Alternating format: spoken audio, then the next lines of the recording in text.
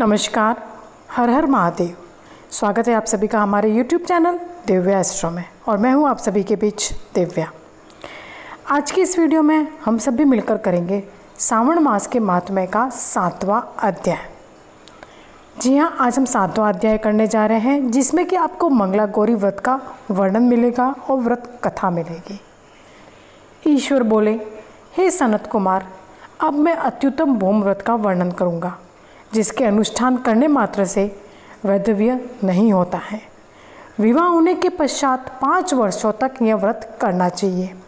इसका नाम मंगला गौरी व्रत है। यह पापों का नाश करने वाला है।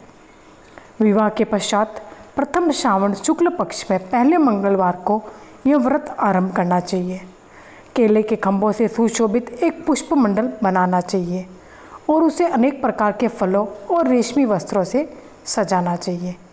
उस मंडप में अपने सामर्थ्य के अनुसार देवी की सुवर्णमयी अथवा अन्य धातु की बनी प्रतिमा स्थापित करनी चाहिए।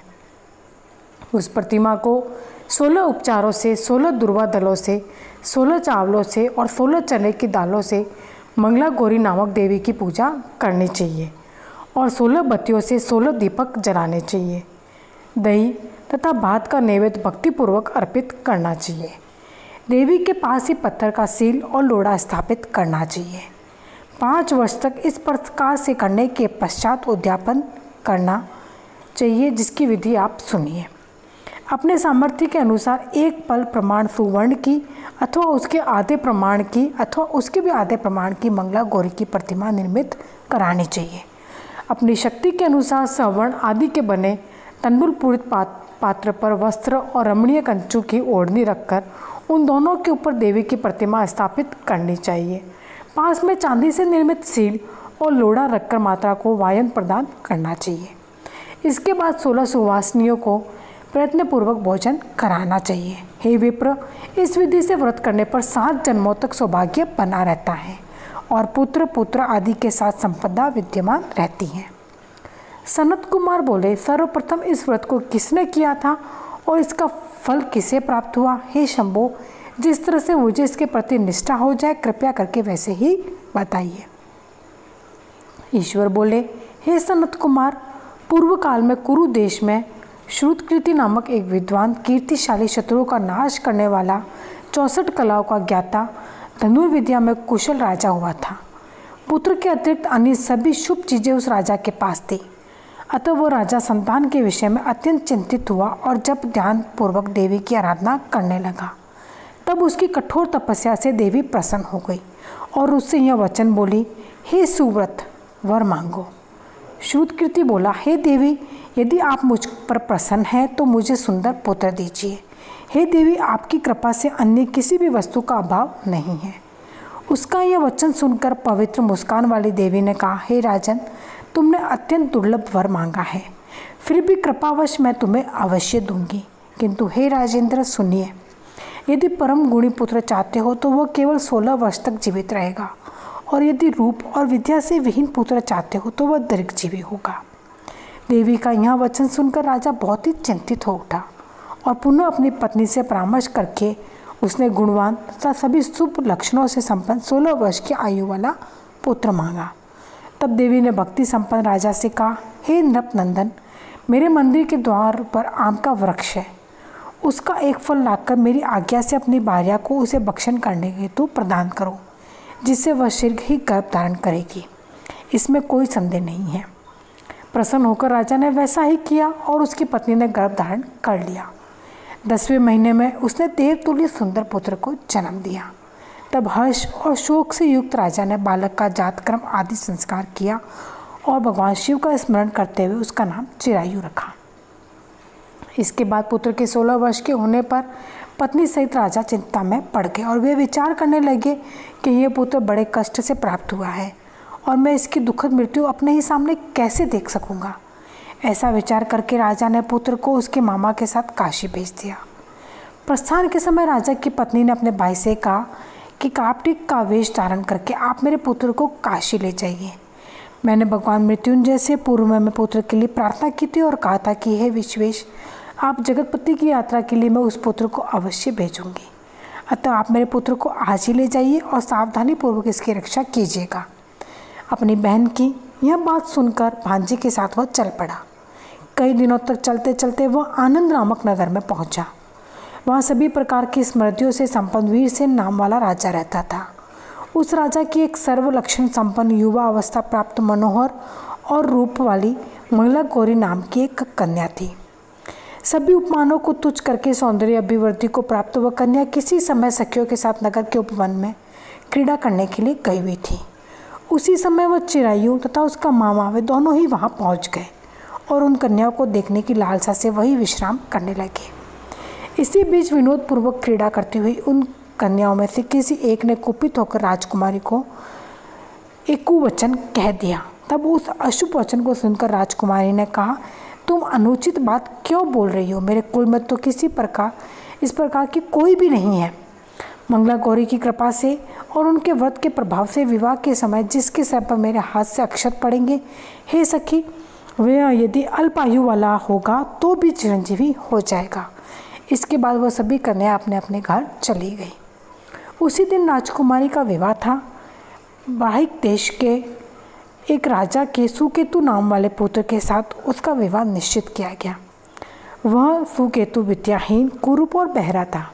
तब सुकेतु के साथ आए हुए लोगों ने विचार किया कि इस समय कोई दूसरा श्रेष्ठ वर ले लेना चाहिए और विवाह संपन्न हो जाने के बाद वहाँ सुकेतु पहुँच जाए। उन लोगों ने चिरायु के मामा के पास जाकर याचना की कि आप इस बालक को हमें दे दीजिए जिससे हमारा कार्य सिद्ध हो जाए। इस पृथ्वी पर परोपकार के समान दूसरा कोई धर्म नहीं है। उनकी बात सुनकर चिरायु का मामा मन ही मन बहुत प्रसन्न हुआ, क्योंकि उसने उपवन में पहले ही कन्या मंगला गौरी की बात सुन ली थी। फिर भी उसने एक बार कहा कि आप लोग इसे किस लिए मांग रहे हैं? कार्य की सिद्धि हेतु वस्त्र अलंकार आदि मांगे जाते हैं, वर तो कहीं भी नहीं मांगा जाता। तथापि आप लोगों का सम्मान रखने के लिए मैं इसे दे रहा हूँ। इसके बाद चिरायु को वहाँ ले जाकर उन लोगों ने विवाह संपन्न कराया। सप्तपदी आदि के हो जाने पर रात्रि में शिव पार्वती की प्रतिमा के समक्ष उस चिरायु ने हर्षयुक्त होकर मंगला गौरी के साथ शयन किया। उसी दिन चिरायु के 16 वर्ष पूर्ण हो चुके थे और अर्धरात्रि में साक्षात काल सर्प रूप में वहाँ आ गया। इसी बीच संयोगवश राजकुमारी जाग गई। उसने उस माँ सर्प को वहाँ देखा और वह भय से व्याकुल होकर कांपने लगी। तभी उस कन्या ने धैर्य धारण 16 उपचारों से सर्प की पूजा की और पीने के लिए उसे दूध दिया। उसने दीनता भरी वाणी में उस सर्प की प्रार्थना तथा स्तुति की। मंगला गौरी प्रार्थना करने लगी कि मैं उत्तम व्रत को करूँगी जिससे मेरे पति जीवित रहे। ये जिस तरह से चिरकाल तक जीवित रहे आप वैसा कीजिए। इतने में सर्प वहाँ स्थित एक कमंडलू में प्रवेश कर गया और उस मंगला गौरी ने अपनी कंचुकी से उस कमंडलू का मुंह बांध दिया। इसी बीच उसका पति अंगड़ाई लेकर जाग गया और अपनी पत्नी से बोला, हे प्रिय, मुझे भूख लगी है। तब वो अपनी माता के पास जाकर खीर, लड्डू आदि ले आई और उसके द्वारा दिए गए भोज्य पदार्थों को उसने प्रसन्न होकर खाया। भोजन के पश्चात हाथ धोते समय उसके हाथ से अंगूठी गिर पड़ी। तांबुल खाकर वो पुनः सो गया। इसके बाद मंगला गौरी कमंडलू को फेंकने के लिए जाने लगी। विधि की कैसी गति है कि उस कमंडलू में से बाहर की ओर जगमग करती हुई हार कांति को देखकर वह आश्चर्यचकित हो गई। घट में स्थित उस हार को उसने अपने कंठ में धारण कर लिया। इसके बाद कुछ रात शेष रहते ही चिरायु का मामा आकर उसे ले गया। इसके बाद वर पक्ष के लोग सुकेतु को वहाँ ले आए। उसे देख मंगला गौरी ने कहा कि यह मेरा पति नहीं है। तब उन सभी ने उससे कहा कि हे शुभे, तुम ये क्या बोल रही हो? या तुम्हारा कोई परिचायक हो तो उसे हम लोगों को बताओ। मंगला गौरी बोली, जिस रात्रि में 9 रत्नों से बानी अंगूठी दी है उसकी अंगुली में इसे डालकर परिचायक निशानी देख ले। मेरे पति ने रात्रि में मुझे जो हार दिया था उसके रत्नों का समुदाय कैसा है, इस बात को यह बताए। यह तो कोई अन्य ही है। इसके अतिरिक्त रात्रि में आम सींचते समय उसका पैर कुमकुम से लिपट हो गया था। वह मेरी जांघ पर अब भी विद्यमान है। उसे आप लोग शीघ्र देख लें। साथ ही रात में परस्पर भाषण तथा भोजन आदि जो कुछ भी किया था उसे भी यह बता दे, तब यह निश्चित ही मेरा पति है। इस प्रकार उसका वचन सुनकर सभी ठीक है कहने लगे, किंतु जब एक भी बात न मिली तब सभी ने सुकेतु को उसका पति नहीं होने से निश्चित कर दिया और वर पक्ष वाले जिस तरह से आए थे उसी तरह से चले गए। उसके बाद अपने वंश को बढ़ाने वाले महान यश से संपन्न तथा परम मनस्वी मंगला गौरी के पिता ने अन्नपान आदि का सत्र चलाया। उन्होंने वर पक्ष का वृत्तांत कानों कान सुन लिया कि स्वरूप से कुरूप होने के कारण लोगों के द्वारा किसी अन्य को वर के रूप में आदर पूर्वक लाया गया। तब उन्होंने अपनी कन्या को पर्दे के भीतर बिठा दिया। उसके बाद 1 वर्ष बीतने पर यात्रा करके चिरायु अपने मामा के साथ यह देखने आया था कि विवाह के बाद वहाँ क्या हुआ। तब उसे गवाक्ष के भीतर से देखकर वह मंगला गौरी अत्यंत प्रसन्न हुई और माता पिता से बोली कि मेरे पति आ गए हैं। राजा ने अपने सुहृदजनों को बुलाकर पूर्व में कहे गए सभी परिचायकों की निशानी को देखकर मंद मुस्काने वाली अपनी कन्या चिरायु को सौंप दी। राजा ने शिष्ट जनों को साथ लेकर विवाह का उत्सव करवाया। इसके बाद राजा वीरसेन ने वस्त्र आभूषण आदि सेना घोड़े रथ और अन्य बहुत सी सामग्री देकर उन्हें विदा किया। उसके बाद कुल को आनंदित करने वाला वह चिरायु पत्नी मामा को साथ लेकर सेना के साथ अपने नगर पहुंचा। लोगों के मुख से उसे आया वह सुनकर उसके माता पिता को विश्वास ही नहीं हुआ। उन्होंने सोचा कि प्रारब्ध अन्यथा कैसे हो सकता है। इतने में वह अपने माता पिता के पास आ गया और स्नेह से परिपूर्ण वह चिरायु भक्तिपूर्वक उनके चरणों में गिर पड़ा। तब अपने पुत्र का मस्तक छूकर उन दोनों ने परम आनंद प्राप्त किया। पुत्र वधू मंगला गौरी ने भी सास ससुर को प्रणाम किया। तब सास उसे अपनी गोद में बिठाकर सारा वृत्तांत शीघ्रतापूर्वक पूछने लगी। हे माँ मुने, तब पुत्र वधू ने भी मंगला गौरी के उत्तम व्रत महात्म्य तथा जो कुछ घटित हुआ था वह सब वृत्तांत बताया। हे सनत कुमार, मैंने आपसे इस मंगला गौरी व्रत का वर्णन कर दिया। जो कोई भी इसका श्रवण करता है अथवा जो इसे कहता है उसके सभी मनोरथ पूर्ण हो जाते हैं। इसमें किसी भी प्रकार का कोई भी संदेह नहीं है। सूत जी बोले, हे ऋषियों, इस प्रकार शिव जी ने सनत कुमार को यह मंगला गौरी व्रत बताया और उन्होंने सभी कार्यों को पूर्ण करने वाले इस व्रत को सुनकर महान आनंद प्राप्त किया।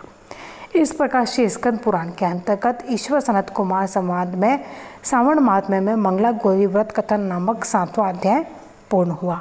यदि आज का मेरा यह वीडियो पसंद आया हो तो वीडियो को लाइक ज़रूर कीजिएगा और चैनल को सब्सक्राइब करके बेल आइकन प्रेस करना बिल्कुल भी ना भूलिएगा और कमेंट बॉक्स में एक बार हर हर महादेव का जयकारा अवश्य लगाइएगा।